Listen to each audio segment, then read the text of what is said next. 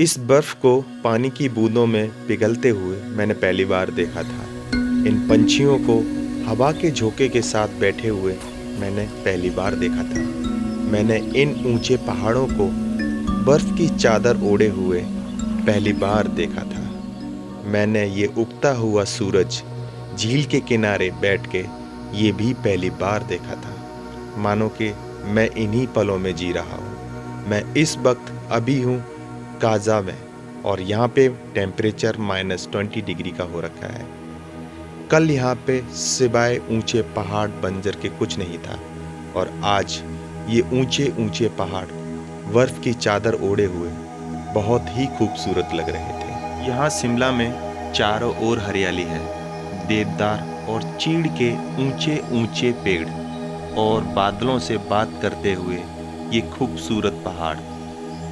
जैसे जैसे मैं आगे बढ़ता हूँ पहाड़ों का रंग बदलने लगता है।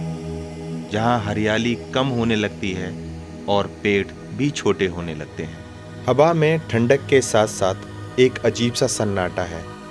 यह वही पल है जब मैं समझ जाता हूँ कि प्रकृति हर रूप में, हर समय में बहुत ज़्यादा खूबसूरत है। मैं इस वक्त हूँ शिमला और मैं आज आपको दिखाऊंगा शिमला से स्पीति तक का ये खूबसूरत पल।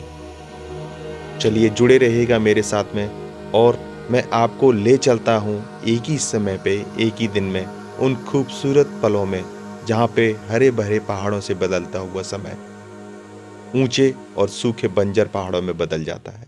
तो भैया सबको गुड मॉर्निंग, नमस्कार। तो अभी हम चल चुके हैं शिमला से और मौसम देखो यहाँ का यार, थोड़ा सा सेट कर लेते हैं हेलमेट वगैरह को, फिर निकलते हैं यहाँ से।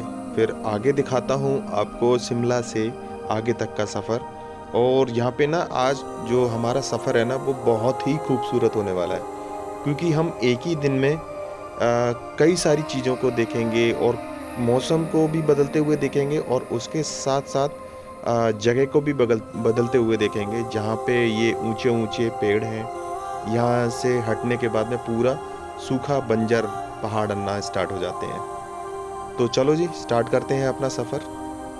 तो लो भैया, थोड़ा सा ना हम जल्दी निकल लिए थे शिमला से। अब जल्दी क्यों निकल लिए थे ये भी मैं आपको बता देता हूँ। क्योंकि आपको सभी लोगों को पता है कि शिमला में ना ट्रैफिक बहुत ज़्यादा हो जाता है, तो उसी के चलते हुए ना तो हम यहाँ से जल्दी निकल लिए थे ताकि हम कहीं अपने समय से लेट होते हुए और ज़्यादा हम बिज़ी ना हो जाएं या फिर मतलब ज़्यादा कहीं फंस ना जाएं। तो उसी वजह से बाकी का यार सुबह का टाइम है, मौसम देखो कितना खूबसूरत हो रहा है, एक नंबर। रोड भी खाली है, बाइक भी चलाने में मज़ा आ रहा है। अभी बस हम अपने सही समय से पहुंच जाएं जहां हमें पहुंचना है। बाकी का रास्ते में आपको दिखाता रहूँगा, क्या क्या खूबसूरत नज़ारे आते रहेंगे वो भी। पहाड़ों की मुझे ना एक बात बहुत ही अच्छी लगी कि अगर आप कहीं पे भी अगर जाते हो ना तो आपको व्यू तो बहुत अच्छे मिलते ही हैं, पर एक सबसे अच्छी बात ये है कि यहाँ पे ना लोग बड़े तरीके से गाड़ी चलाते हैं। अगर उनको पता है कि सामने से अगर कोई गाड़ी आ रही है तो वो अपनी लाइन में ही चलेंगे, वो कभी भी ओवरटेक नहीं करेंगे कि भाई मेरे को इस लाइन में चलना है, मैं वो वाली लाइन में चलूँगा। नहीं नहीं, ऐसा नहीं है। यहाँ पे बड़े तरीके से अपनी लाइन में चलते हैं। और ये सामने जैसे ही अब मैं उधर से इस साइड आया हूँ टर्नल से, और सामने का व्यू देखो यार, क्या गजब का व्यू है। तो कैसा लगा है यार वीडियो, बताते हो उसे। अगर आपको कमेंट कुछ बताना है, कुछ बताना है तो वो भी बताते रहो। बाकी का मैं आपको दिखाता चल रहा हूँ यहाँ के खूबसूरत नज़ारे।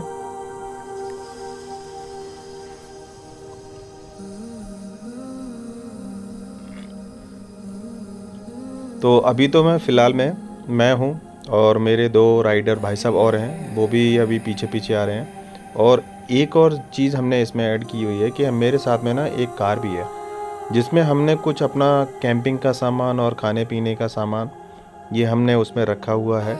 और बाकी का जो हम अपना सैडल बैग में सामान है वो अपना हम इजीली कैरी कर रहे हैं ताकि हम अपना तरीके से करते रहें।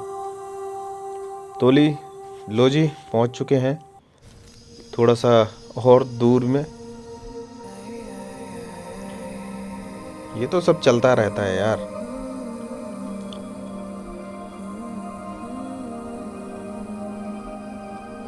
देखते हैं क्या आगे का सफ़र रहता है।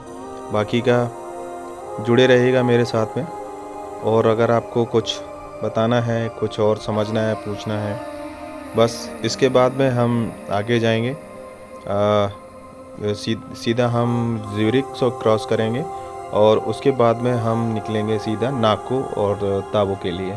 तो एक चीज़ और मैं आपको बताता हूँ, अगर आप स्पीति रोड ट्रिप अगर प्लान कर रहे हो ना, तो उसके लिए आपको किस किस चीज़ से प्रिपेयर होना पड़ेगा।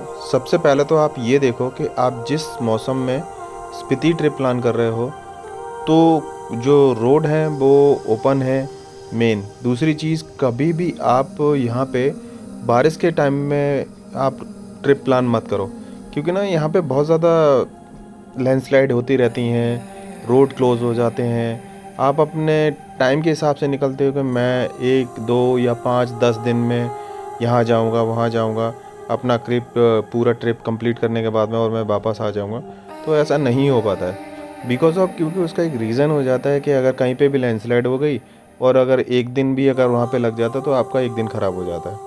तो इस वजह से आप अपना उसी हिसाब से प्लान करिएगा। दूसरी चीज़, जितना हो सके लगेज को कम रखिएगा। ऐसा नहीं कि मैंने 4-5 कपड़े पेल दिए और बहुत सारा सामान लेके जा रहे हैं, नहीं, ऐसा नहीं है। खाने पीने का सामान जितना हो सके वो अपना कैरी करिएगा। दूसरी चीज़, आप कोई भी स्टोव वगैरह या कोई भी गैस छोटी सी ले लेते हैं, वो भी कैरी करिएगा। तो उससे ये हो जाता है कि कहीं पे भी अगर आपको खाने पीने का नहीं मिलता है तो आप इजीली आप उस पर कोई भी मैगी या फिर कोई भी पास्ता या फिर आप कोई भी खाने पीने का सामान उस पर बना सकते हो। आजकल बहुत सारा फूड मिल जाता है। अवॉइड ये करिएगा कि आपको जो ज़्यादा भारी सामान है ना, वो उसको कैरी करने में बहुत ज़्यादा दिक्कत ना हो। तो अभी मैं इस वक्त कल्पा में हूँ और सामने मेरे किन्नौर कैलाश की माउंटेन रेंज है। और यहाँ पे ना ये देखो खूबसूरत सा एक मेला भी चल रहा है पहाड़ों के बीच। यार ऐसा भी देखने को मिलेगा, ये भी मैंने कभी नहीं सोचा था। ये भी मेरे लिए एक इत्तेफाक की बात ही है कि मैं यहाँ पे आया। और देखो, चलो जी आगे चलते हैं। मैं तो बस यार ये सोच रहा हूँ कि इन पहाड़ों में ये लोग अपना गुजर बसर कैसे करते हैं, है ना। हमें तो बढ़िया सी लग्जरी लाइफ, भैया सुबह का बढ़िया सा खाना, नाश्ता, मॉल, शॉपिंग, ये वो बहुत सारा करना पड़ता है। यहाँ की लाइफ बिल्कुल सिंपल है और उतनी ही खूबसूरत भी है। तो थोड़ा सा एडवेंचर भी करते हैं। ये लो जी, नीचे ढलान है पूरा। तो सुबह से चले हुए थे यार, तो कुछ लंच कर लेते हैं। लंच तो कर ही लिया था, अब कुछ खा भी लेते हैं यार, बहुत भूख लगी हुई है। देखते हैं यार, चलना ही तो है ही।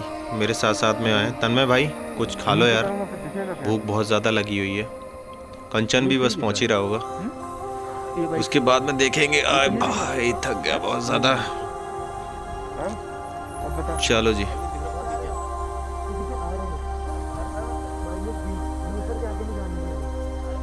और भाई लोग, कैसा लग रहा है? एक बार व्यू देखो यार। अब आप क्या बोलोगे इस जगह को? मात्र सिंगल रोड है और नीचे उधर बहुत गहरी खाई है और वहीं से ही नदी बह रही है और दूर दूर तक ना बंदा है ना बंदे की जात है। इतना डर लग रहा है, पहली बार मैं ऐसी रोड पे चला रहा हूँ, इतना डर लग रहा है बहुत ज़्यादा। सामने ढलान है पूरा, नीचे हम चले जा रहे, गैर में ही मैं गाड़ी चला रहा हूँ और मेरे बगल में ही बहुत गहरी खाई है जिसमें नदी बह रही है। और देखो ये भी है यार, अलग ही लेवल चल रहा है। पर यही तो है यार, पहाड़ों का मज़ा है। अगर आपको स्पीति राइड करनी है तो स्पीति राइड में आपको ये चीज़ें झेलनी ही पड़ेंगी, करना ही पड़ेगा। मन अपना पक्का करके चलो। ये मत सोचो कि आप बस शानदार सी अच्छी सी ज़िंदगी है, बस बाइक उठाओ और निकल दिए स्पीति राइड स्पीति राइड। ऐसे स्पीति राइड नहीं होती, बहुत झेलना पड़ता है भाई। सुबह से निकले हुए थे, अब जाके यहाँ पहुँचे हैं। अब ये गाड़ी को क्रॉस कर जाने दो ये गाड़ी भी हमारे आगे आगे चल रही थी क्योंकि अब मौसम हो चुका है ठंडा। लो जी, फाइनली हम पहुंचने वाले हैं थोड़ी देर में। मौसम भी है और अभी बज चुके हैं 3:30। मौसम धीरे धीरे धीरे धीरे बहुत ठंडा होता जा रहा है। सामने बर्फ़ दिख रही है ऊंचे ऊंचे पहाड़ों पे। चलो थोड़ी देर रोक लेते हैं।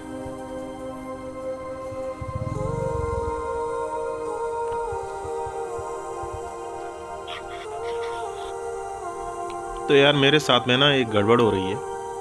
मेरा ये कैमरा है ना, अभी मेरा साथ नहीं दे रहा है। ये बार बार ऑफ हो जा रहा है, कहीं कुछ हो जा रहा है। देखते हैं, जहाँ तक साथ देता है वहाँ तक तो इसको साथ लेके चलेंगे।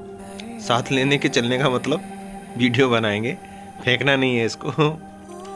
आगे देखेंगे क्या कह रहा है ये, देखते हैं। जुड़े रहो, दिखाते हैं आपको और यहाँ के खूबसूरत नज़ारे। जहाँ तक ये चलता है वहीं तक तेज चलाएंगे इसको, ज़बरदस्ती नहीं करेंगे। ओ भाई क्या व्यू है,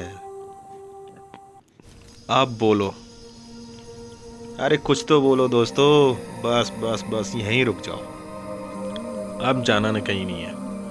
क्या खूबसूरत नज़ारा है।